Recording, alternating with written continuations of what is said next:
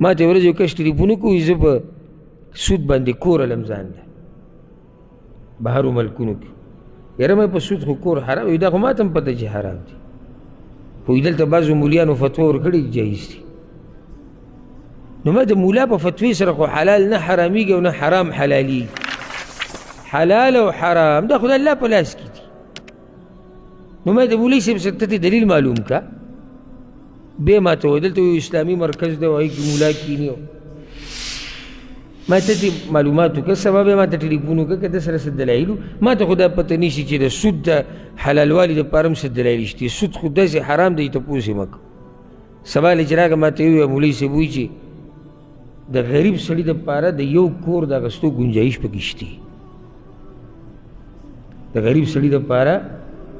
د یو کور دوه نه زیاتې به نه کړي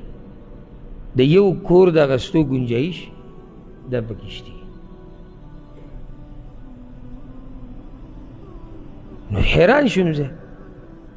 نو ما دا خو به دا غریب سبا له نورې قصې هم کوي یو غریب به راشي هغه به دا ووایي چې زما د واده طاقت نه کېږي او دلته خوا کې د زینا یو اډه ده که زه داسې یو شپې له ورځم نو بیا خو به ته دې دا هم وایي چې غریب سړي دپاره یوه شپه څه ده یو شپه جایز ده ځکه چې غریب دی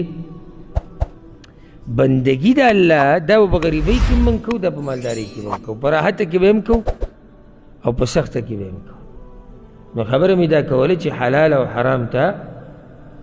او حرام ته ګورئ د دې نه ځان غافله نه کړئ او چې دا بچي تاسو په حرامو باندې رالوی کوي